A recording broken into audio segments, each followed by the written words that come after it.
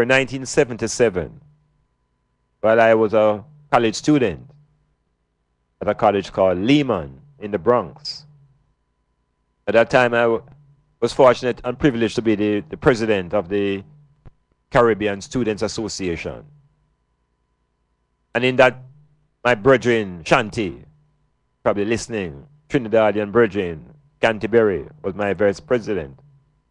And so in every end of the year, schools in the city university used to have Caribbean Day. And Caribbean Day would be held in Bronx, at Lehman, it would be held at Hunter College in Manhattan. It would be held at Brooklyn College in Brooklyn, Baruch, the various colleges that had what we call a Caribbean community. Each of them would have a Caribbean Day. So when I and I, brethren, now, after being very popular in the school for sports and other things, we went into the politics and we secured the presidency. We decided to bring something different to Lehman, something different to the Caribbean community. So when Caribbean Day came around, we decided that, look, we no longer would join the competition because there was a competition between all the city universities as which one could put on the best Caribbean Day, who could have the biggest party. We decided now at this point in time that black people on the campus spend too much time partying. And we thought it would be important to bring consciousness within our term. So I and I reached out, and we reached out for none other than Dr. Joseph Ben Yochanan. And we wrote to Dr. Ben, and we asked him to come to Lehman to speak to us on Caribbean Day.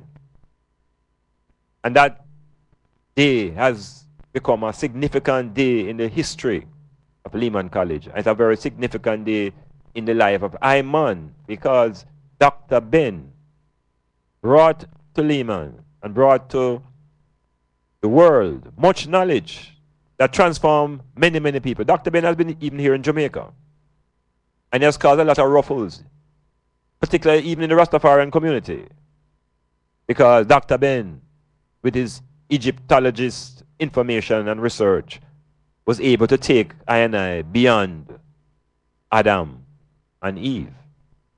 Very, very important to be able to move with knowledge before the biblical story of creation. So I want to have them kind of tune in as we go into this set of tapes, 40 minutes, 30 minutes. Listen to Dr. Joseph Ben Yochanan. And at the end, you can give me a call, 453-1444, or at the Facebook, stylesfm.com, or even on my Facebook, Doc Iman Black. Give me a link. So, get yourselves together, and you're going to hear some things from the most academic perspective. And then all those who are into the Bible and into religion and into beliefs and superstitions, you may have to think again. Metamorphosis, Dr. Iman Black, right here on Styles FM. I'm on the go, I'm on the go. I'm on the go, I'm on the go. You've been standing like that beside the radio all day. Haven't you heard about Styles FM on the go? With Styles FM on the go, you can listen to your favorite programs by calling the USA number 213-992-4360. If you're in the UK, it's 020-3670-1330. It's that easy? Wow! Styles FM on the go? I like it. Planning a party, club night out, stage show, a gospel concert, or even a business sales event? Let Styles FM be a part of your promoting tool. Take advantage of our low-priced promotion packages with commercials, interviews, giveaways, reviews, and much more. We have special offers when you mix and match and bundle your options. Contact us at 876-286-9216 or 439-5160. Styles FM, for the most effective way to exploit your marketing dollar. For the best quality in sound reinforcement and backlining, Native Audio. We have professional engineers with over 20 years of experience. So call us and we'll take care of your parties, wedding receptions, barbecues, conferences, and small stage shows. Crystal clear sound, native audio. Our prices are the best. Call us at 871-5212. That's 871-5212. Native audio. We make your events audible.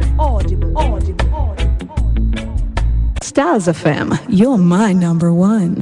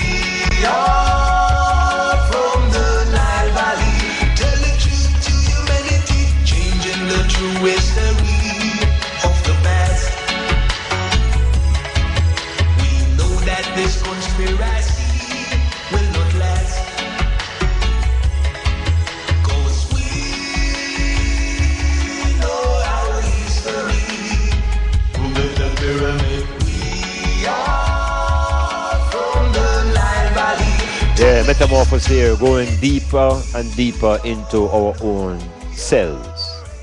Fearlessly, but with reverence for time and experience.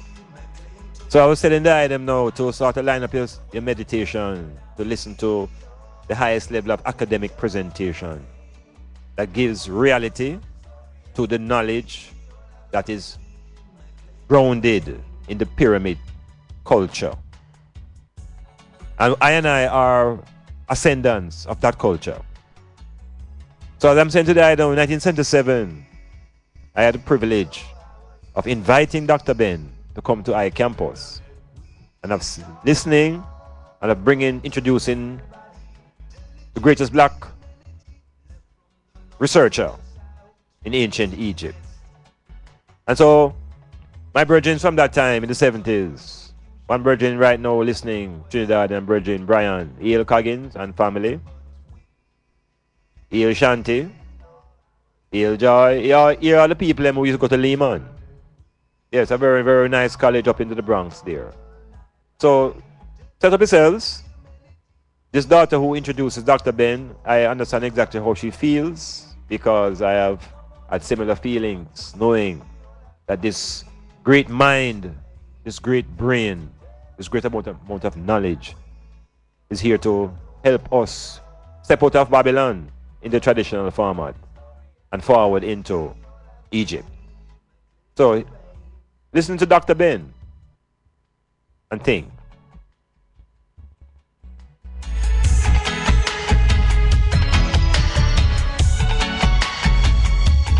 Good evening.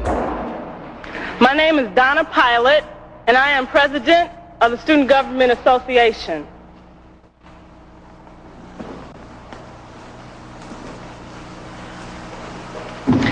I'd like to welcome everyone for coming out tonight and in spending some time with Dr. Yosef Ben Yochanan. I asked him this afternoon, well, what would you like me to say about you when I give my introduction? And he replied, oh, you don't have to say anything. So I like to say, one thing I like to say is that this summer, a friend of mine had a tape of Dr. Yosef Ben Yochanan, and he played it for me. And it literally brought tears to my eyes because so much truth was in that one tape. And at that point, I decided that the first lecturer this year would be him. I would also like to say that you're in store for a very uplifting lecture. We chose the title, Wake Up Black People, because that's what we need to do. We need to wake up. So I'd like everyone to come together with a round of applause and let's welcome Dr. Yosef Ben Yochanan.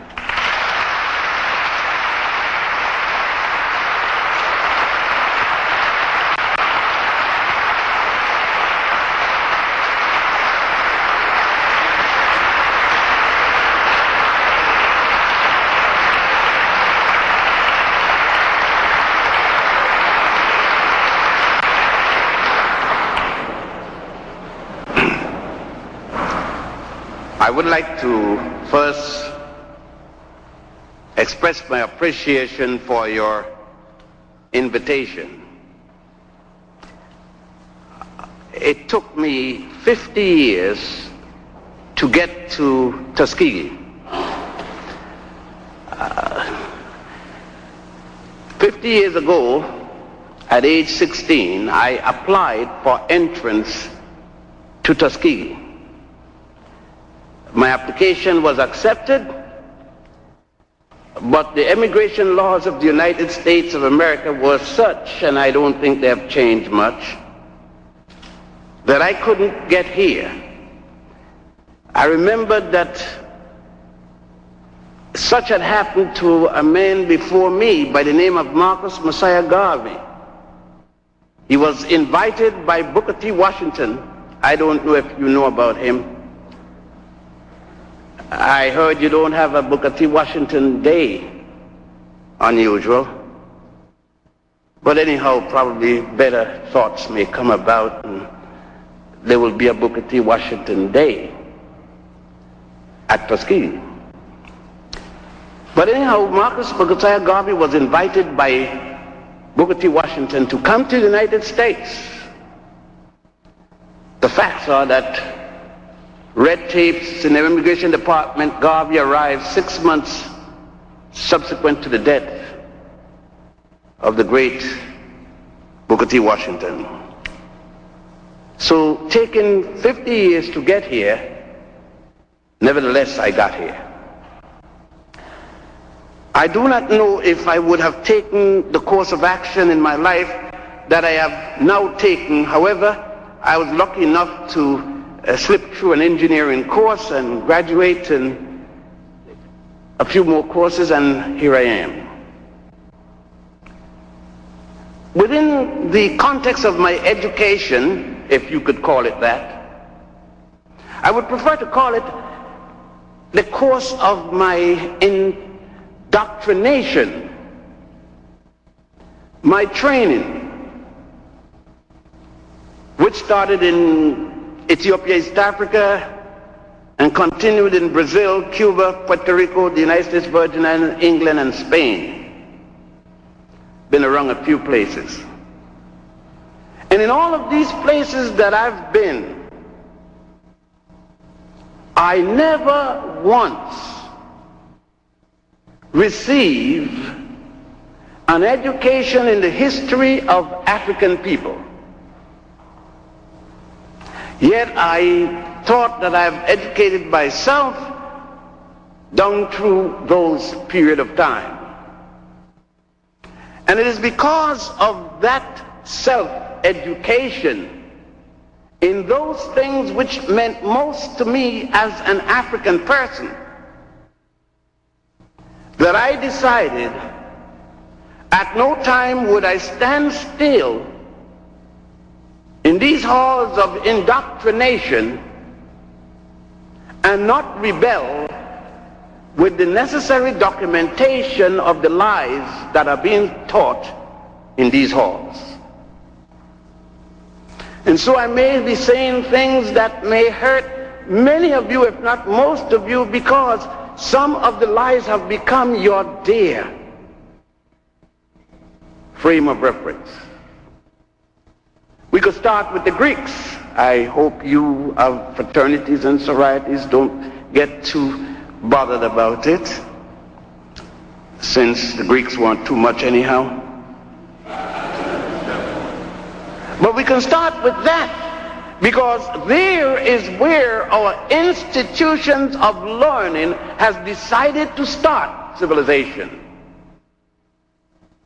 Yet the Greeks are only here from at least 1000 before the Common Era, or before the Christian era, as you would prefer to say. Let us just, for example, cite one. And that particular person would be Hippocrates. And I'm sure that you heard of Hippocrates.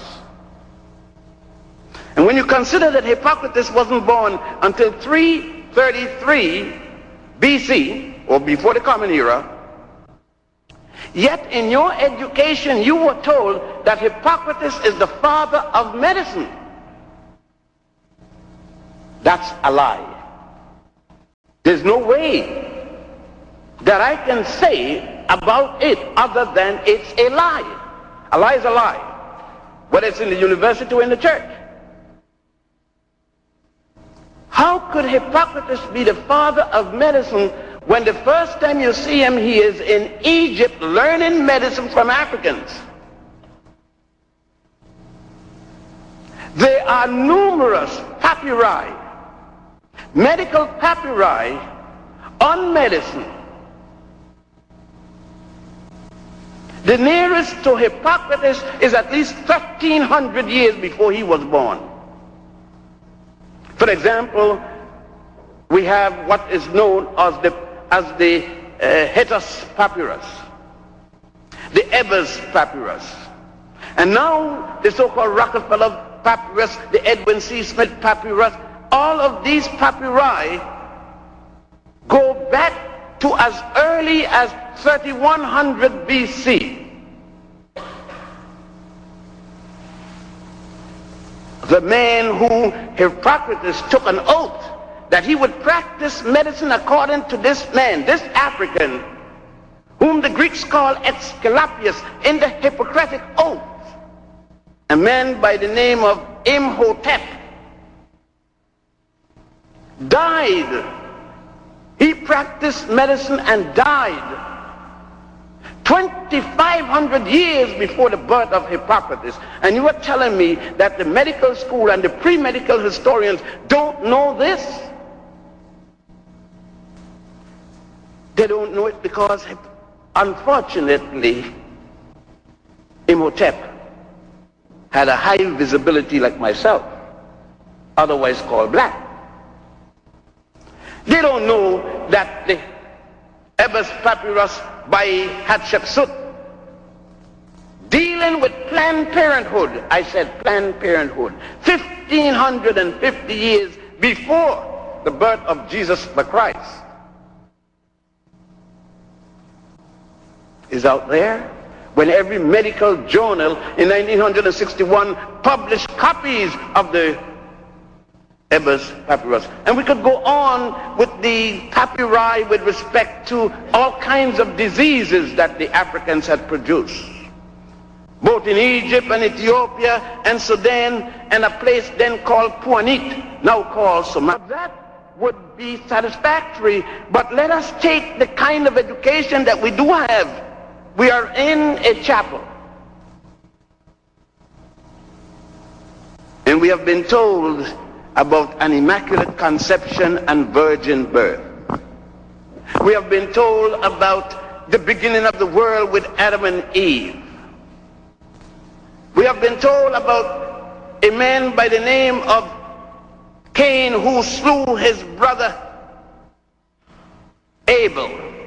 And we've been told that all of these things only happen once.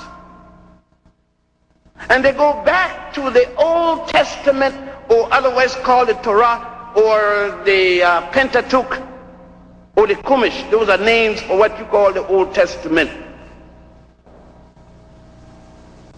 But we have never been told that they are only copies of stories that predated them by thousands of years. Let's put them one by one. I heard some hymns and everything already. Oh yes, you have been told a lot of lies. No other way to talk about it. And those who teach them, if in fact they did any research, must know they are lies. That is providing that you they have never gone to Egypt or to Ethiopia or to Sudan to see the living proof. The writings on in the tombs, the writings in the pyramids, what is called the pyramid text and the coffin text. That is providing that they have not seen the holy scriptures of the Africans of the Nile Valley, otherwise called the Egyptian Book of the Dead, or as Budge called it in his translation of the hieratic writing, or the Egyptian Book of the Coming Forth by Day and by Night. In the temple of Setai-1, for example, at a place called Abydos, not only is there the writings of an immaculate conception 4,000 years before the story of Mary, but it is there in picture form. Are we to say that the theologians of Judaism, Christianity, and Islam have never once taken a trip to Egypt, from whence these things were taken? In that same temple, you see a story of how Set-Typhon murdered his brother Osiris 2,000 years before the Jewish story of Cain and Abel.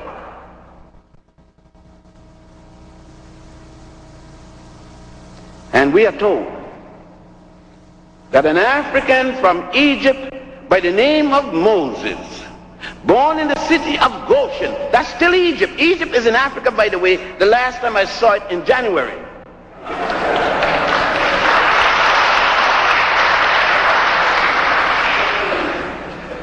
You heard of a place called Middle East. I don't know of any place called Middle East. That's political jingoism.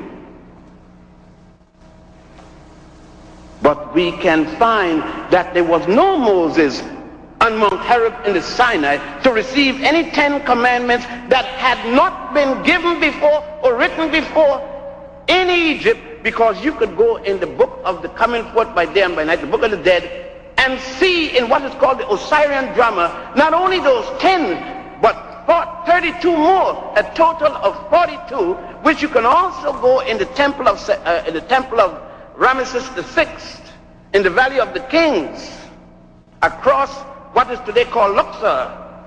And in that tomb, you would see the 42 listed commandments, or otherwise negative confession, 2,000 years before the birth of Moses. But they told you that Moses was taught. He was an Egyptian, taught in school in Egypt, and became a priest in the system. Could you have been born in the United States of America, went to kindergarten, then elementary school, junior high school, and never heard of the United States Constitution?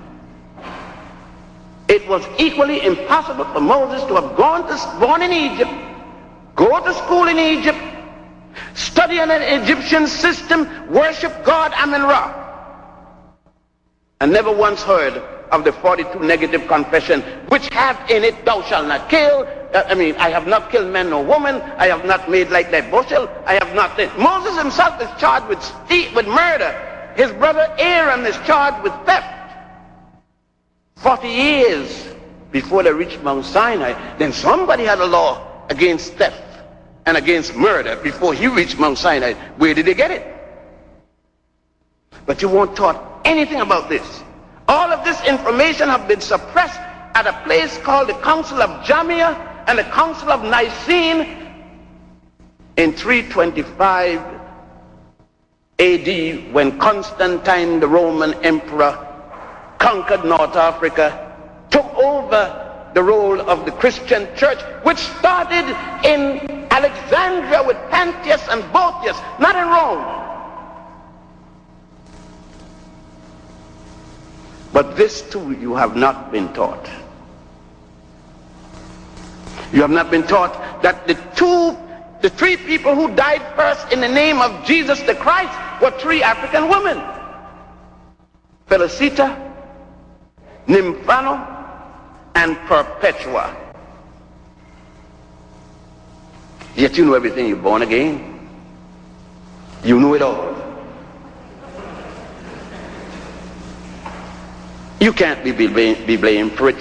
Even your teachers may not be able to be blamed for this, because one can't teach what one doesn't know, or one have not learned, or one have not experienced, because there is no interest for people to go to Egypt to see anything but to go to the Holy Land.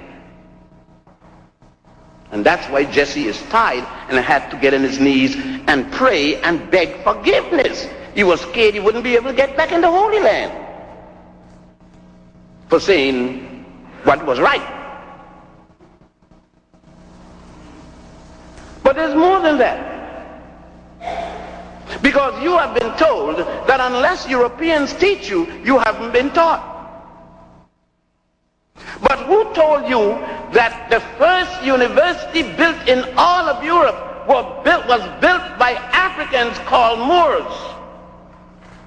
At the university, what is called the University of Salamanca in Spain. Check it out. Europe's first university. Not only the stones were put together like the stones in most of the building and the bricks in most of the building here. I'm not talking about that aspect of only the building. I'm talking about the educational system is nothing but a copy of the University of Djenne, D-J-E-N-N-E, of ancient Ghana, which was burnt down and rebuilt as the University of Sankore in the city of Tumbat, which the French later called Timbuktu. Then carried, as the Africans called Moors, conquered Iberia, now Spain and Portugal and southern France, and established in there the university system. And as I said before, it was not the first. The earliest of the Greeks were trained in a place called the subordinate lodge of Croton and Delphi. Subordinate lodges of the Grand Lodge in a place called Waset, which the Greeks later changed to Thebes or Thebes. The current Arabs changed it to Luxor. But did you get that in Greek philosophy? Did you get it in Greek history or European history? None whatsoever. And how did you get Hannibal Barca and his father Hasdrubal Barca and his brother and his father, rather, Hamilcar, his brother Hasdrubal? How did you receive it in the educational system? How did the textbook show it? It showed it as they were not Africans. What they said is some Phoenicians came from Phoenicia, and Carthage, which they later called Carthage, was in fact a Phoenician country. 80 people came from Phoenicia with a woman named Elisa, which Virgil called Dido or Dido in his little play about it. And those 80 changed all the Africans. This is Styles FM. And those 80 changed all the Africans into Phoenicians. And thus we are taught that the Africans of Carthage were in fact Caucasians. It's all right when they taught me in school in Puerto Rico. I didn't know any difference. I'm born in Ethiopia, grew up in Puerto Rico and the Virgin Islands, and Cuba and Brazil. So when they were teaching me that at the University of Puerto Rico, I knew no difference, and so it went down all right. But I accidentally went to Morocco, accidentally, and find that what I had been taught in school was nothing but a pack of lies. Because I then went into the temple, I then went into the museum and found that it was totally different. But then I went on to Italy, in the Medici Museum, the Museum of Alessandro de' Medici, only to find that Alessandro was an African born in Italy.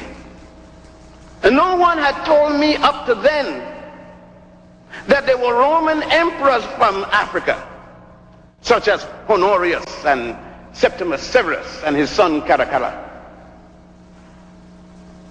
No one had taken time to explain to me anything about the Greeks coming to Egypt and to Nubia and to Ethiopia, depending on who they were, to receive their earliest education, those who had not gone to a little colony, a little enclave in what was then called Lebus, now called Libya, to receive their first glimpse into education taught by Africans.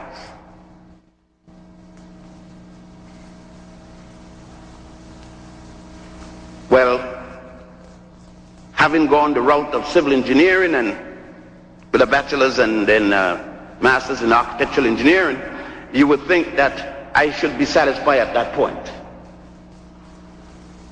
But I couldn't be satisfied because the fire had burnt. You see, I was the admirer of two particular people at that time. One called Booker T. Washington, and one called Marcus Garvey. In the reverse, Garvey first and then Washington. Garvey because in my household, Garvey was the word next to the deity. And the relationship between Garvey and Booker T had become so close that I too followed the teachings and philosophical concept of the late Honorable Booker T. Washington. But within that philosophy was something else both men always taught: the integrity of the individual. And the integrity of the individual refused, in my case, to accept lies, such as Benny Goodman is the king of swing, and Duke Ellington must have been the emperor of swing. Chick Webb, having taught Gene Krupa, I was told that Gene Krupa is the best on the drum, but he went to Chick Webb to get to be the best on the drum. I don't know if you know Chick Webb, you know Ella Fitzgerald. That's Chick taught her. I just throw that in to show you that the lie doesn't stop in ancient time. It continues up to today as truth. And so in my further examination, I was dealing with 3.14. All of you here in engineering knows what it's supposed to symbolize. They say it's 5. And I was taught that it came from the Greeks. And you know, I believed it. What else could I do? The teacher told me. And then when I went to Ethiopia and to Egypt and to Nubia, in the ancient records of the ancient Africans of the Nile Valley Africans, there was pi being used 2,000 years before there was such a place as Greece.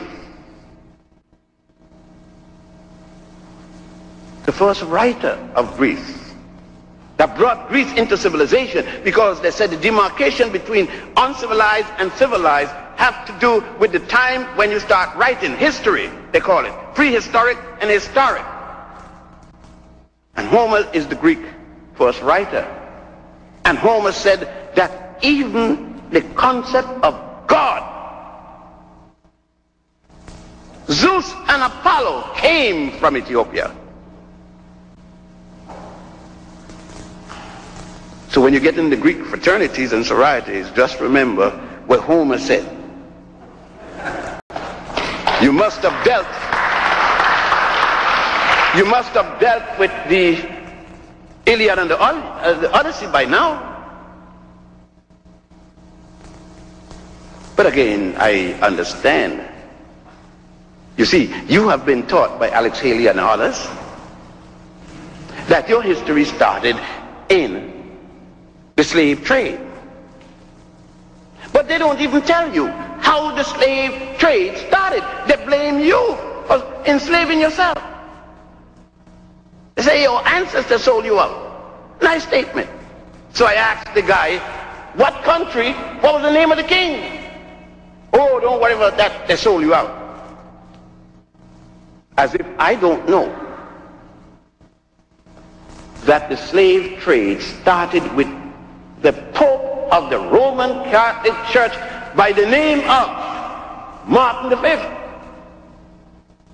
And Reverend Bartolomeo de las Casas on the island of Hispaniola now called Haiti and Santo Domingo. You see, nobody told you it's time to get sorry, to feel bad when some Haitians were being slaughtered on the coast of Florida. That's what it is. If you send a people back to sea on the condition where they were, that's genocide. But you see, you didn't feel anything because you weren't taught to realize that the Haitians are your brothers and sisters, because you don't know that the first Africans to be brought in slavery was not taken from Africa, but from Spain and carried to Haiti, then called Hispaniola, in 1506, under the aegis of the Pope of the Roman Church and Bartolomé de las Casas. But how did you get in Spain? That was 1506. But you went into Spain, which was then called Iberia, Spain and Portugal and southern France, as conquerors yourself in 711, under the leadership of Tariq,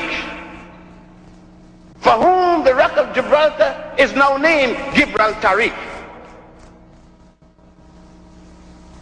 Nothing in your education, because there's nothing in your textbooks about any of this.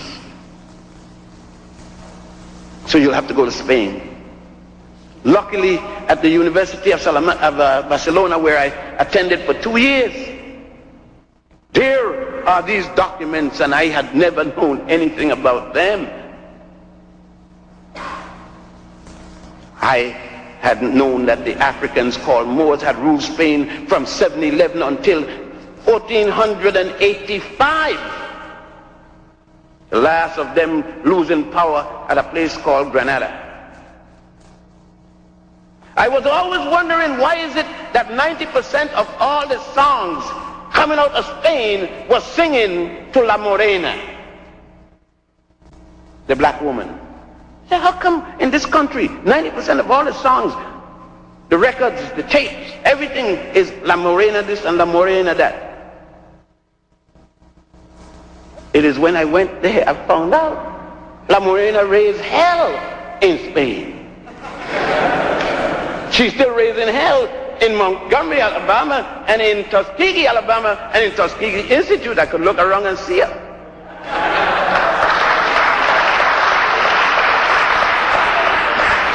Of course, the first one of you threw a good baseball and a good basketball, forget that she could raise hell. You don't want her for a wife anymore. You hit the numbers, you don't want her for a wife. Some of you forget you look like your mama. Sorry, fellas. Try one, it may be good for your health. But we must go back and ask ourselves, why is this so? And I said to the shows your heritage and your history. It was in Egypt, Ethiopia and Sudan that the first papyrus paper was created, not rice paper in China. Just as it was in Egypt that engineering, Sesostris II, you are engineers, many of you, Sesostris II changed the flow of the Nile. That S-turn you see there was placed there by African engineers in 2250 BC. There was no Jesus yet, no Adam and Eve story yet, because that came out of the Sanhedrin in 700 BC, just yesterday, when the African engineers was changing the flow of the Nile. Hydrographic engineering, there was no Adam, no Eve yet, no Jehovah, because Abraham, the first Jew that brought out the concept of a Jehovah, wasn't even born. The Africans had already worshipped Ptah, P-T-A-H, Amin-Ra. You still say Amin at the end of each prayer, and they told you it means so be it. That's a lie. Amin was the god of the north. When Scorpio, the pharaoh, headed the north and Egypt was divided into two groups, it had gone into a civil war. And Mena, or Nama, was the king of the south, and his god was Ra. The conquest of Mena over Scorpion allowed Mena to join God Amen with God Ra and call Amen Ra. Thousands of years before there was a Jehovah, Jesus, or Allah. Muhammad ibn Abdullah wasn't born until 570 of the Christian era. Pontius and Botius that started Christianity wasn't born until 50 AD, according to the story.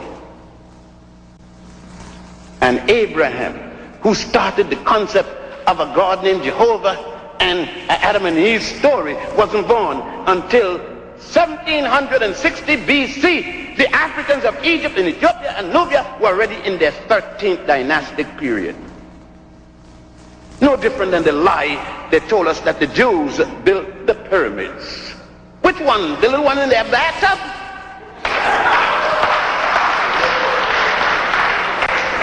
There are 72 pyramids throughout Egypt. The first one was designed, engineered, and built by the multi-genius first one known in the world, Imhotep. That was the 3rd dynasty. The last one was the 6th dynasty, and the first Jew wasn't born until the 13th dynasty. You can't build a pyramid before you're born. But the myth and the lie continues. Now they're even making people from outer space build the pyramids from the top down. Those of you who are engineering knows how they build it from the top down. They took the first stone with some skyhook and connected to the cloud passing by.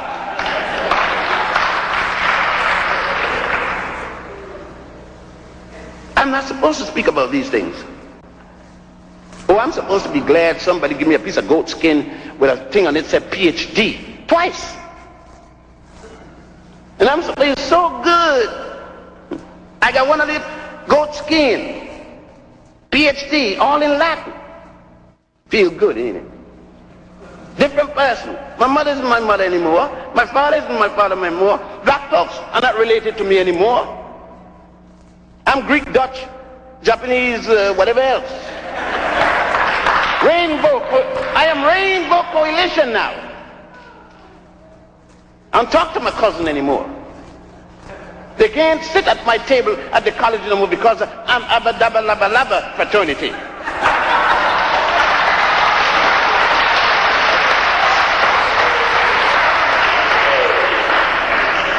Oh, the things we go through. All to keep us on the Pan-African concept. You know, when I heard that in, I think it was Selma, Alabama, or Montgomery, that 6 little black girls were blown up. I heard you vote for the guy the other day. Blown up in a little temple, a little Baptist temple. Tears ran down my eyes. Because my girls, I got 9, were blown up. When they were blown up. When they were blown up, mine. It was my children blew up. How could I sit in my living room in New York and felt comfortable knowing? You see, people don't want me to feel. If you kill one European Jew in Ushkush because he is Jewish, the whole white Jewish community getting armed. But if you kill umpteen blacks, I am not supposed to say anything, otherwise I'm being racist. You see, they didn't tell you that there are black people who are Jews. So you say blacks and Jews are going to have a conference. Couldn't be blacks Jews too? Or you never heard of the Falashas, the Ethiopian Jews? I'm one. I know that I don't look Jewish, but they don't look Jewish to me either.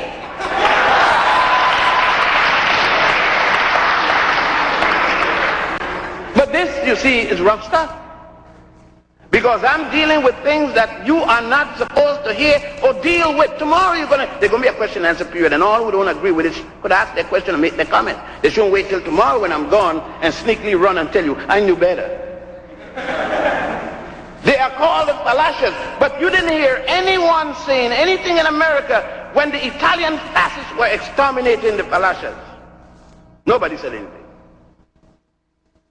And it was the forerunner to what Hitler was to come and do next. But there was no rallying cry about my people. We were 5 million when Hitler arrived, Mussolini arrived. With the help of the Pope, Pius XI, I think it was. When the Italians left, we were 50,000. But no cry. Isn't it strange that when you write and when you are taught, you hear only about a Holocaust? One. What happened to your Holocaust that's still going on? What happened to the 50 million Africans, your brothers and sisters, that were murdered in Munamatapa, now called South Africa, under Cecil John Rhodes? Do you know that black folks take scholarship in honor of John Rhodes, Cecil John Rhodes? Because you don't know. Nobody told you who Rhodes was. Rhodes make Hitler look like a playboy. You don't know about the Holocaust with Frederick Lugard and Dr. Jameson in what is today called Nigeria, with Goldie and others when they took over the colony. You don't know about the Holocaust with Leopold II, the Vanderbilts and the Pews and the others, the Rockefellers and so forth, when they took over what was called Manicongo in those days and changed it to the Congo Free State. How many millions? 22 million were exterminated. African women pregnant were placed in the middle of roads, and 3 limbs put to both arms, and then cut with the horses and split them open, and the babies fell out as punishment that the men would see it. These are records. They themselves wrote, not realizing that Africans will come later to revenge these causes. But that isn't mentioned as Holocaust in any of your textbooks, because it was only Africans being exterminated. I don't expect enemies to say this, but I do expect that when you write and when you do your research, that you use the appropriate term, genocide, Holocaust, wherever it applies. In Tasmania, an island off Australia, every last African was murdered. There isn't one.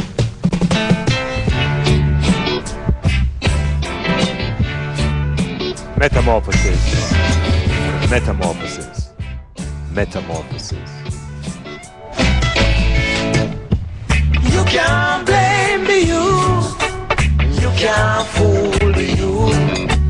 You can't blame the youth of today. You can't fool the youth. You're teaching youths to learn in school that cow jump over moon. You're teaching youths to learn in school that the fish run away with spoon. So you can't blame the youth when they don't learn. You can't fool the youth. You can't blame the youth of today. You can't fool the youth. You teach the youth about Christopher Columbus, and you said he was a very great man. You teach the youth about Marco Polo, and you said he was a very great man.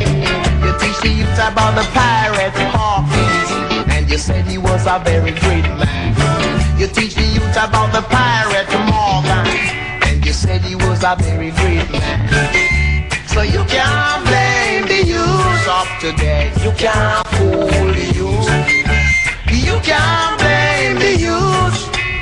You can't fool the youth. All these great men were doing robbing, raping, kidnapping and killing. So-called great men were doing robbing, raping, kidnapping. So you can't blame the youth.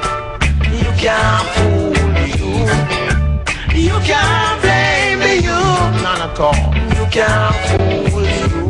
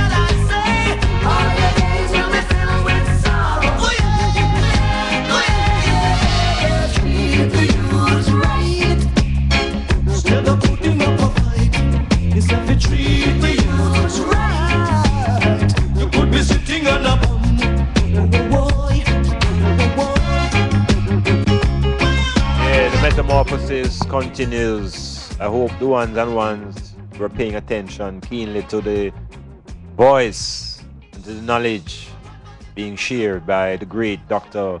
Joseph Ben Yochanan. I'm saying to the ones now, I had the pleasure of hearing this presentation in the year 1977.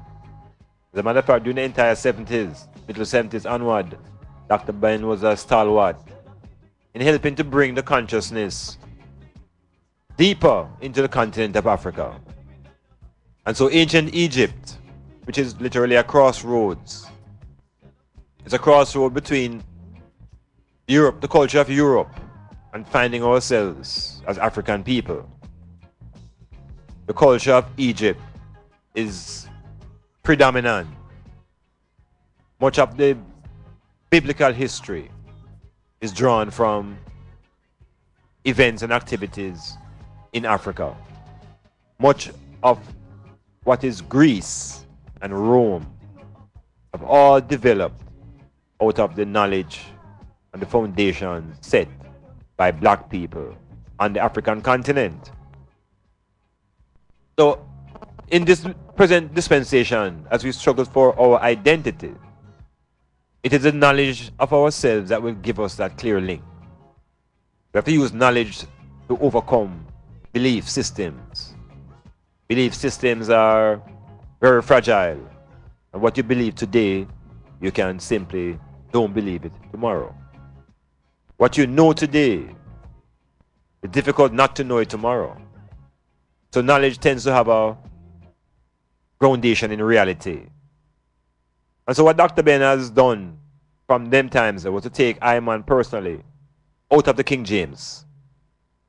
It is through Dr. Ben I was able to step out of the book, the pages of the writings of King James, and to find the literature that existed long before people like Abraham even existed, long before Jehovah was created, thousands of years before Moses was born.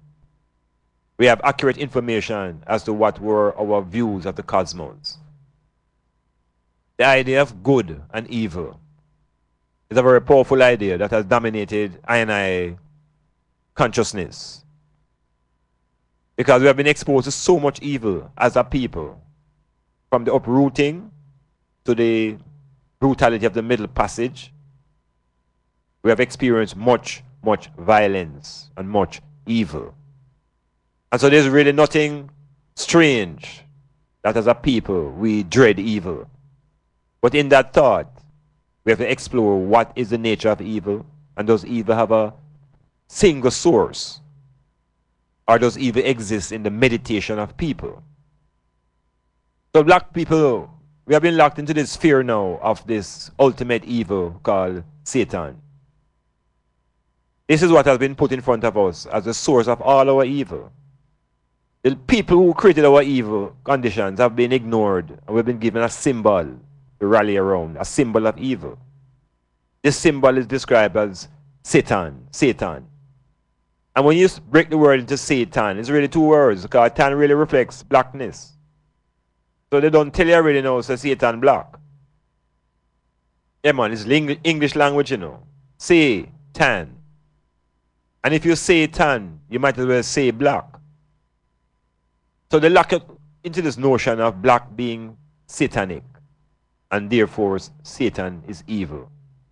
But I want them stop and check for themselves now, you know, about this notion of Satan and evil and struggle of evil versus good. Because most people in their conscious mind are more in favor of good, I would like to think, than evil. But because we've been locked into a system of violence and evil, a system that told us that we actually sold ourselves out, a system that promotes lies and fabrications and weaving and wheeling and twisting and turning with words and meaning and metaphors and similes, most of us confused as a people. So we're also a bit confused about the source of evil and the real source of good. We have also been tricked in our training to believe that there is an ultimate source of good that is counteracting this ultimate source of evil. So we're locked into this binary now of good versus evil. And we tend to overlook the power of indifference. Because as much as there's a forward and a backward gear, there is also a gear called neutral. So there's a third force every time. But the plantation thinking have us locked into these either or either. There is also the concept of neither. So how do we look at evil? How do we justify and rationalize this force called evil, which we know exists, but the challenge here is, does it exist in a single entity? Or is it a manifestation of the behavior within people? So the Bible history tells us of this singular source of all evil. And the singular source is called Satan. But you see, when I was a youth, I'm going to tell one of them this, you know. When I was a youth, I used to hear say that when rain fall and the sun shine, that Satan and his wife fight over fish head. That me used to hear, you know. Say, we hear so when rain fall and sun shine, Satan, and them call Satan all the devil now. Them say Satan the devil and his wife fight over fish head. So when as a youth, first of all, I never even know, I couldn't figure out what was a fish head that they was fighting over. But even more profound as a grown man, I asked the question, then if Satan and his wife fight, who really is Satan's wife? That means that Satan have a wife. No, that is serious.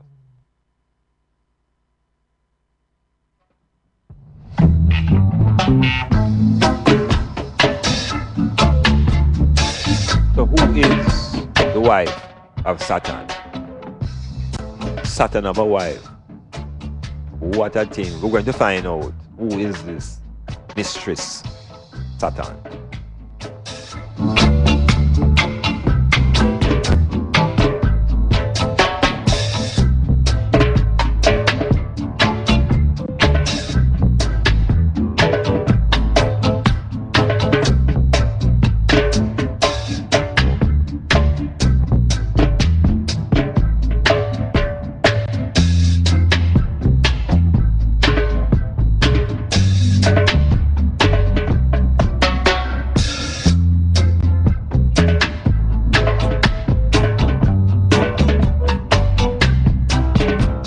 Yes, so I tell you them now, so after call it 50 years of sitting on this question, after half a century of pursuing this particular question. Because as a youth, these are the things I was told. Yeah, man. That when rain or fall and sun or shine, Satan and his wife are fight over fish head. And we just leave it at that. At this point in time now, Chu and I have the power to investigate and clarify what are these arguments. Asking the question, who is Satan's wife? And you see, as I tell you them now, after deep analysis, there's only one answer I could come up with. That Satan's wife must be a divine force as well. And that Satan's wife ultimately is God. Yeah, that God and Satan, male and female principles, husband and wife. And if you check it out now, you know, the force that they call Satan, that they reflect all evil, does not really make people commit evil. Satan seems to be an examiner. The Bible uses the word tempter. But from an educational and academic perspective, an examination could be just as similar as a temptation. And the temptation and examination is about character. So it seems as if Satan tests character. Yes, a tester of character. In the same way, the story, allegory that Satan tempted Jesus. It was a test of character. And what I've come to conclude is that when you're tested by Satan, if you fail, then God becomes the author. Your destruction, not Satan. So Satan is the examiner.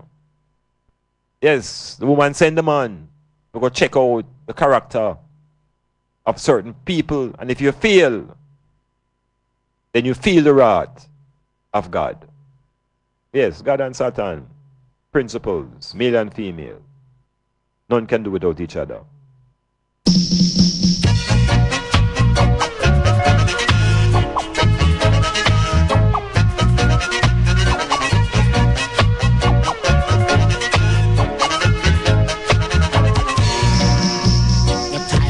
When I and I should know that we are one. But time has come when I and I should know that we are one. We are one. We are one. Oh yes, we are one. So can you imagine God and Satan holding hands, hugging, kissing each other, tender romance, male and female? But we have been deceived into the notion of good and evil, which is a perpetual struggle. So if we can dismiss and reform the concept of Satan and recognize that they are principles, male and female, then we no longer need any salvation. And a certain business, a lot of people would go to business. Because apparently it is Satan that keeps a lot of people in business. Yeah, because if there's no Satan, then there's no need for any salvation.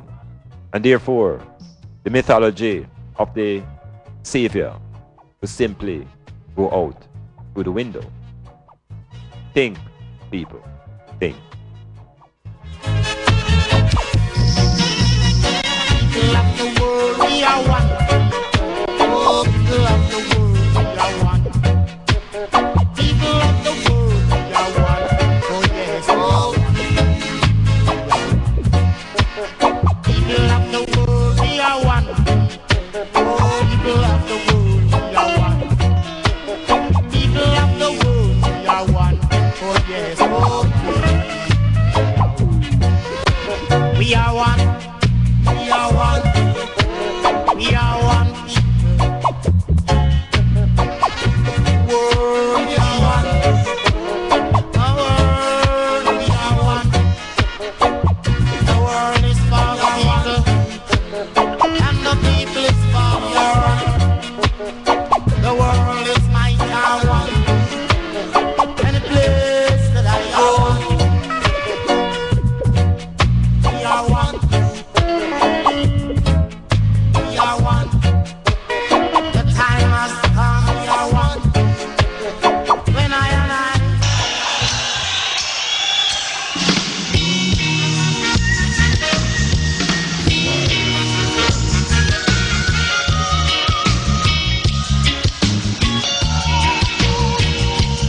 So we have been told so many lies from the highest level of the academic, from the highest levels of the church. Much lies we have been told. But through the powers of education and knowledge, we can reformat our thinking process based upon the truth.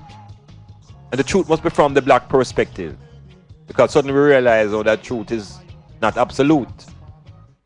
Truth seems to be relative based upon perspective and worldview.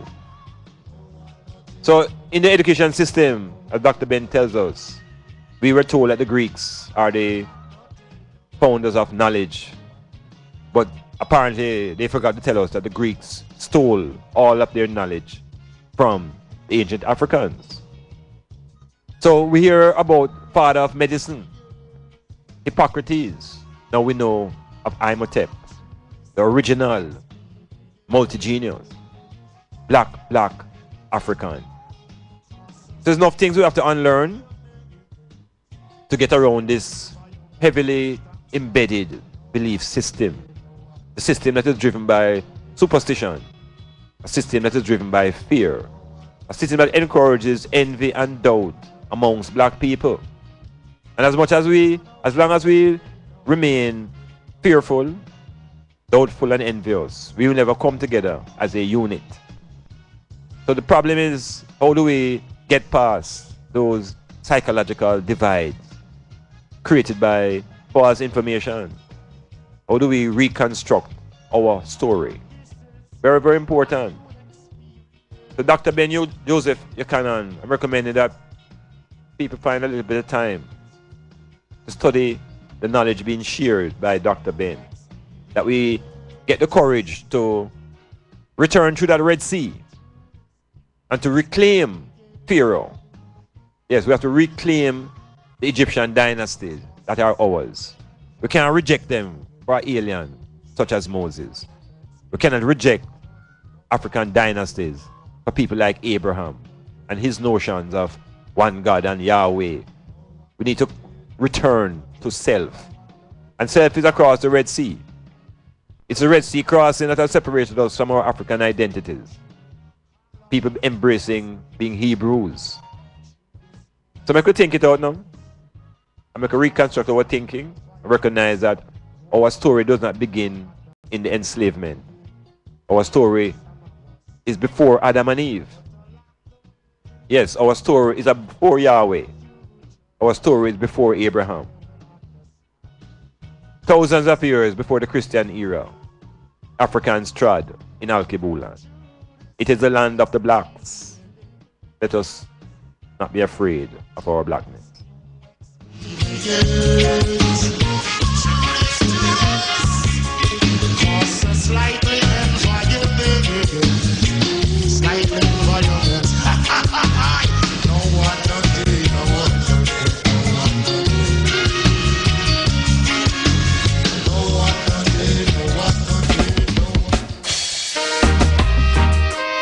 Mama Africa, Mama Africa, am I coming home?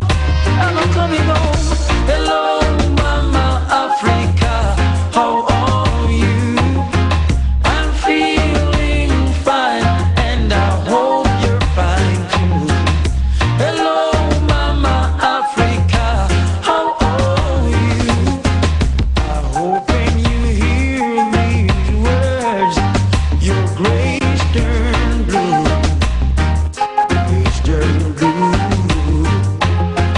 I'm saying these words to let you know how much I care, and I won't let go, even though we're oceans away. You're with me day by day. Memories of you keep flashing through my mind. Yeah, gotta keep speaking to the issues of identity continuously. And the whole idea now of how the African enslavement process began.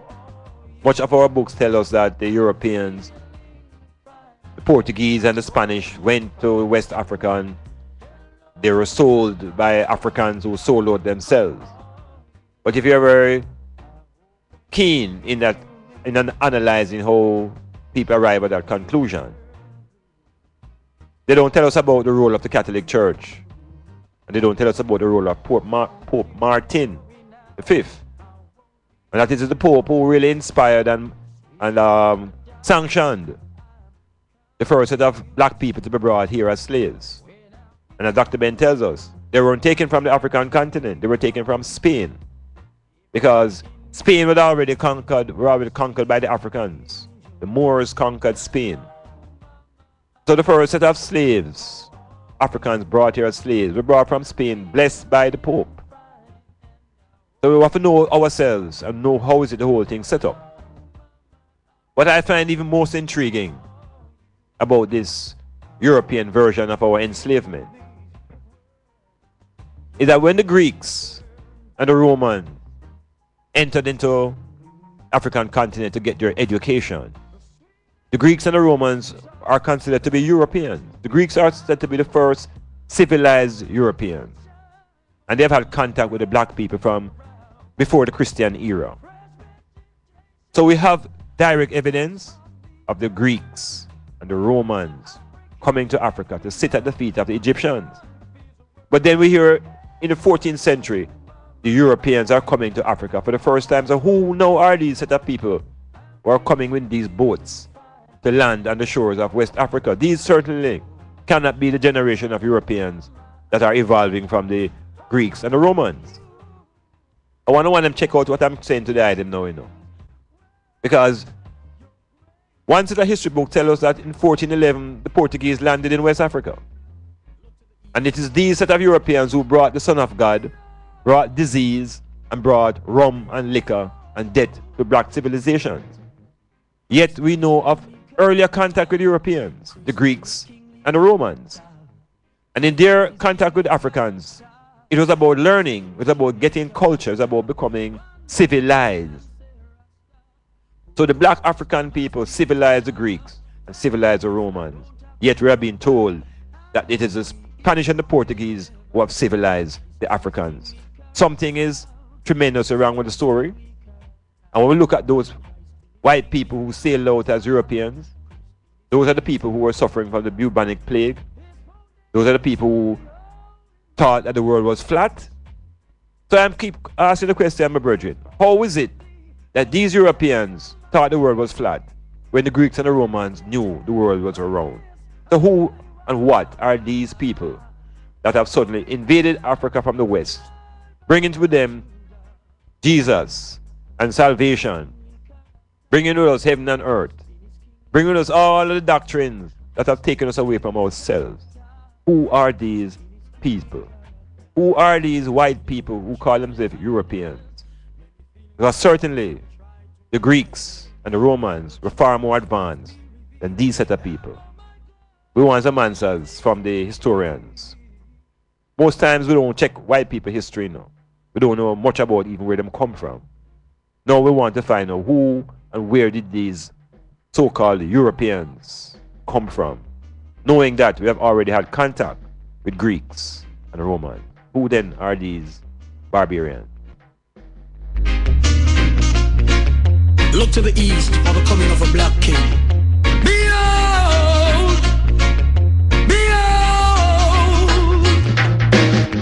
Christ in his kingly character, Christ in his kingly character, Christ in his kingly character, Christ in his kingly character. One love, brother man, say Rasta. Who goes? It must be Jaja. Thank goodness I don't have to wonder. I know he is forever. Christ in his kingly character, Christ in his kingly character, Christ in his kingly character, Christ in his kingly character. His foundation is in the holy mountains. Glorious things are spoken of thee, O city of the Almighty. He's a living legend of this Iowa.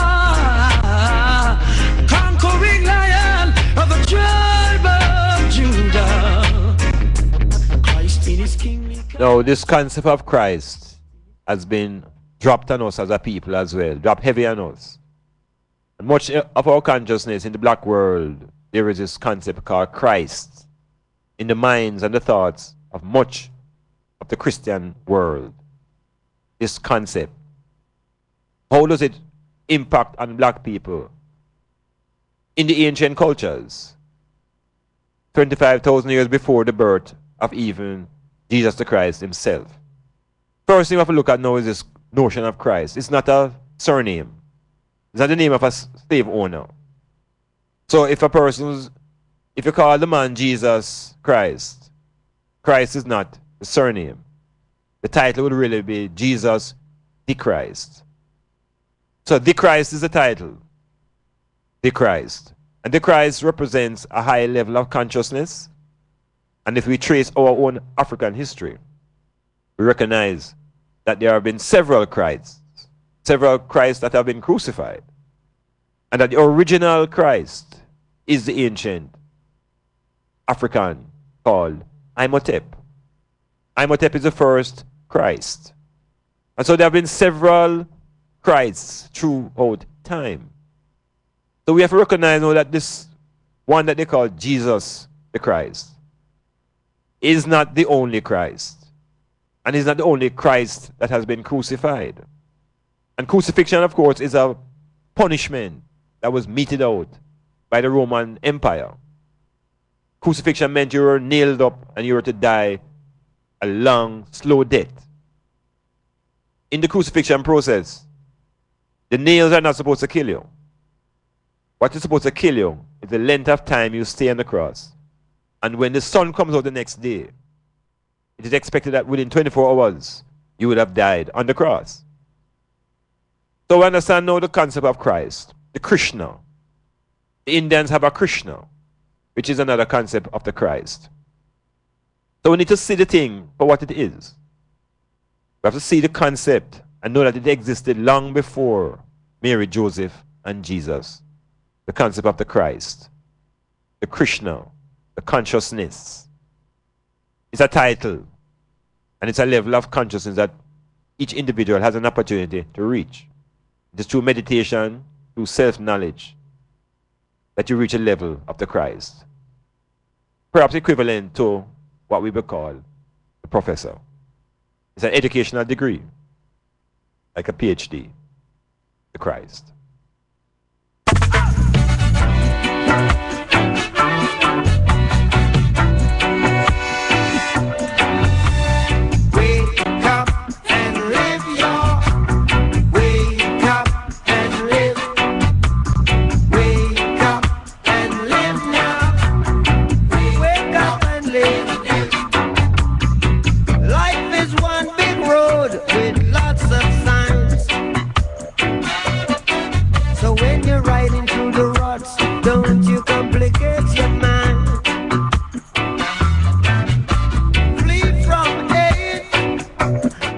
Dr. Ben told us that he was a Falasha Jew. Yes, a Falasha Jew. When we get the story about the Jews and the Gentiles, we don't get any impression that the Jews are people of African nationality or descent. We get the impression that the Jews are Caucasians. And so when we hear about Israel and the Jews, we are confused because we think that the Jews really are these set of people now who are fighting the people of Palestine for their own land. Dr. Ben reminds us that ancient Ethiopia had Falasha Jews. And when Mussolini came into Ethiopia, there were 5 million. And when he left, there were 50,000. Is that a Holocaust? Or is that a Holocaust? Of the Falasha Jews. Not the picnic that Hitler had with those Jews in Europe. This is the real Holocaust.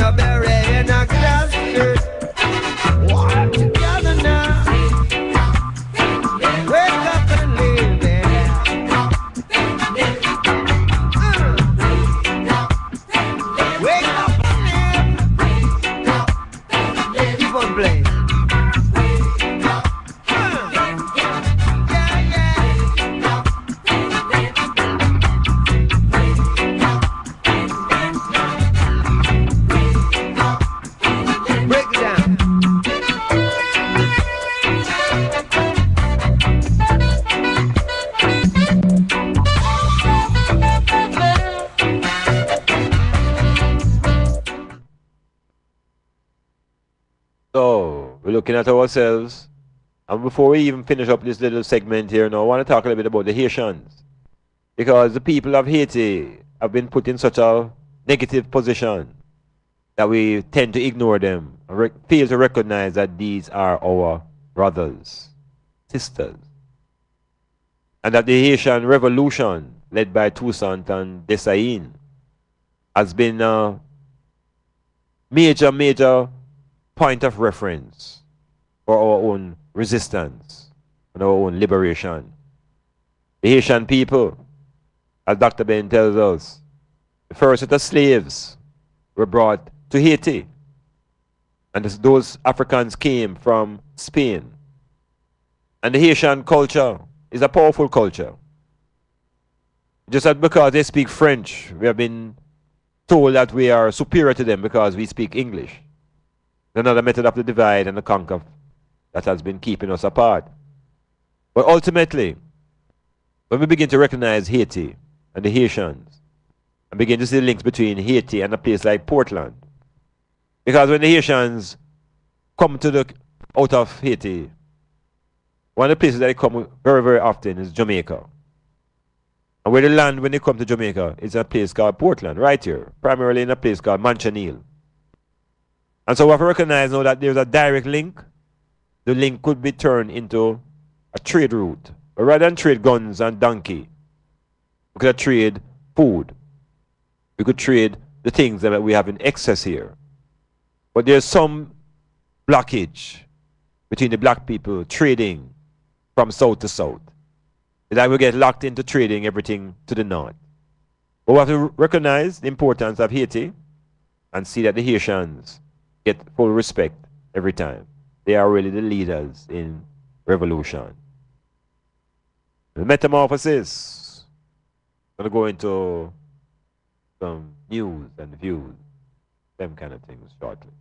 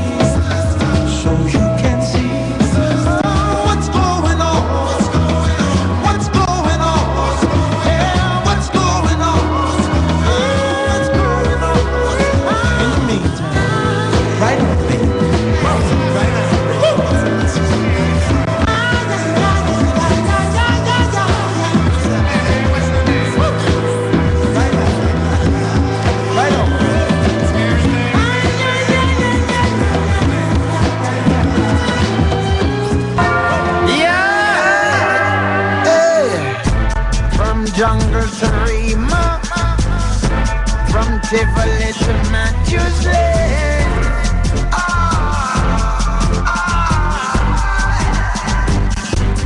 Hey. From Waterhouse to Jerusalem, from Painland to Delacroix.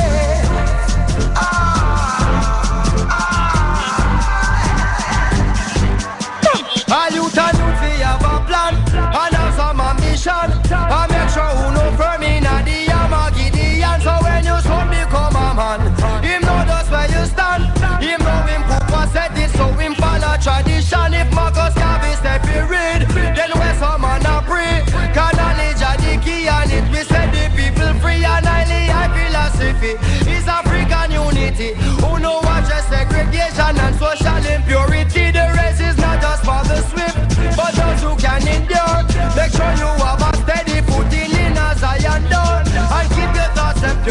your love is for the poor. But some little boy, you bust some gun, them mama can't afford. If just a blood will run, then Jah will be done. The heaven and the earth will pass away before him word no come. But if it price without a cost, there will be no reward for you to enter Zion gates because you are a fraud. For the youth in the struggle. Authentic views on news right here on Jamrock. You know, it's very difficult to sight up this rock as a peaceful place. It's very difficult to move through this island space without thinking about the scourge that surrounds us. The popular talk is crime and violence. But the Metamorphosis thinks that, again, much of the thing that given to us is in the reverse. So in the same way food, clothes, and shelter is in reverse, crime and violence is also in reverse. The problems that we are facing are really violence and crime. And if we were to approach it from that perspective, we may get an answer. So this crime and violence sing-song is not the way to approach it. What is it that precedes what? What leads to what? Is it crime that leads to violence? Or is it the violence that leads to crime? And if we slow down and think it out, then we ought not to be simply attacking crime. We should be attacking the whole notion of violence. Why and how is it that this society has become so violent? Why have we become so brutal with each other? And so if we begin to explore the nature of violence, we have to explore violence first at the individual level. Violence within yourself. Are you a violent person individually? Or what is it that drives you to be violent? Why do you not exercise more reasoning? Is it a problem of illiteracy? Is it a problem of not enough knowledge? I don't really hear many people attacking the issue of violence. We're hiding behind this crime. And behind crime, now you begin to talk about police. And the police are exercising violence as much as the criminals. So there is no solution if we attack it as a crime and violence. But if we approach it from the constructive perspective of violence and crime, and we search now for the root of violence, we find that it exists at the individual level. We find that it exists at the level of relationship, particularly at the level of gender. So we can attack the issue of crime by trying to solve the root of violence. Much violence at the gender level is about power and control. And oftentimes it's out of frustration because of the lack of resources. So we attack violence by identifying the source of violence. What are the frustrations that create violent behavior? And if the frustrations rest in things like unemployment, if it rests in things like low education, then violence will forever be a part of the society. So we continue approaching things backwards. And in that backward approach, we remain a backward society. The scourge that we want to attack is not crime. The scourge that we want to attack is violence. Because it is violence that leads to crime. And a man can become violent if he's unemployed. So we have to begin to address now what we're calling human rights, basic rights. And is it not a human right to have access to opportunity? That should be a human right. It should be a human right to have access to shelter. And it is these things that if we were to address as a nation, as an island that is driven by communities and interest groups, if we were to move towards addressing violence first, violence of the parents against the children, of the constant slapping and slapping, and buffing, and cussing for change. So we have to change up our own approach if we want a change in the status of this place. The crime will not disappear until we begin to attack what is the root and the cause of violence. And there are many: economic, social, political, even religious. Because much of the violence that the world has experienced has been driven by religion. Religious violence, each group trying to prove that their God is the most righteous. Violence is the root of our problems. And violence is promoted. Create an industry. Creates prisons, penal system, war. So the issue is not about crime in Jamaica. The issue is about violence. When we begin to attack violence, we begin to find some of the solutions to crime. Metamorphosis in the news.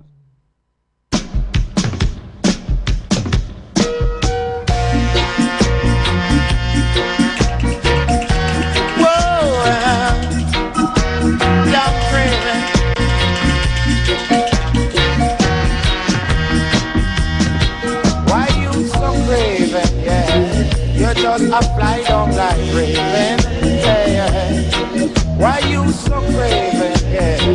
You just a fly down like raven. That's not the way to behave, yeah. You have enough and still they pray. You always taking away mine. Why make you have that troublesome mind? You never want, you never need it's just that dirty, greedy greed.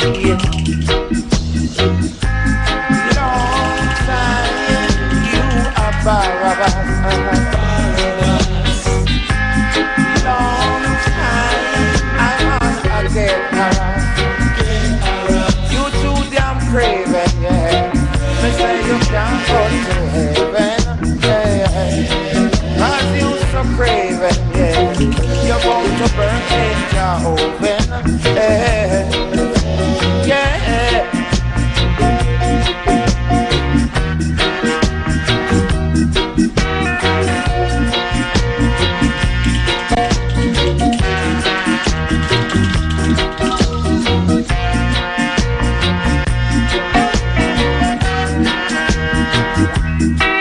Why you want so much? You always have that greedy touch. You is a sly old fox. That's why your money can't make you relax. Long time you don't make fun of me. Long time I don't get none of me. Yeah, just had a little phone call there from Sister Joy in New York. You know, you can link me in 453-1444. Hear some of your opinions. He was asking what was happening to the Rastafari University of Higher Life Learning. Explained to her that the launch is on, and we are moving towards setting up our infrastructure physically, that we can be able to have our first set of teachings and our first group that we're aiming at are for the youths that are doing CXC and GSAT. Setting up our headquarters to give those youths a cultural foundation to their passing of these important subjects. You're like a raven. You can't go to heaven. Oh no. Rolling what's coming out? What a beautiful goal from Salah. El Rey. The way that Maradona has been able to do. And he's hurting England again here. This brilliant run. It's one of the World Cup great goals. Set. They get away first time. Tyson Gay right alongside Usain Bolt, but here he goes, streaking away already. It's Bolt all the way. He's looking round at Gay. Watch the clock. It's goal for Bolt, and again he's done it again. A new world record for Usain Bolt. They say lightning doesn't strike twice. The world belongs to Bolt. Berlin belongs to Bolt. 9.58.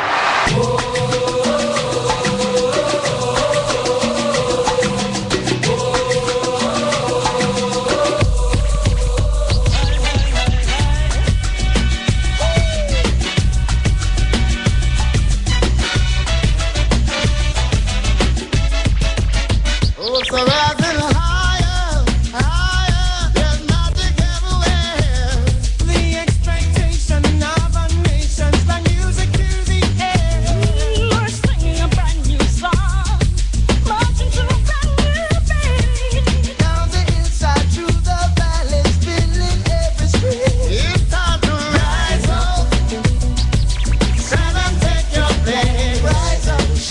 get into the sports section here. We're looking at the sports, and I need to speak at this time now to the big ball, football. I mean, we understand the assault that is happening to our athletics program. There's an assault, a global assault, on our runners and our administrators, and there's a pressure to bring this thing into disrepute. A small island, they say we are, but we little and we're Talawa. And in our Talawa vibrations, we are arrogant and fearless, and we're born all kind of forces. So in our defiance, we have to be conscious and recognize also our own shortcomings. And there have been certain amount of revelation, weaknesses shown in our administration, which must be addressed to give more validity to our athletes who have been carrying the flag high. Now, the football is a different scenario. Because in 1990, the flag went very high. And since 19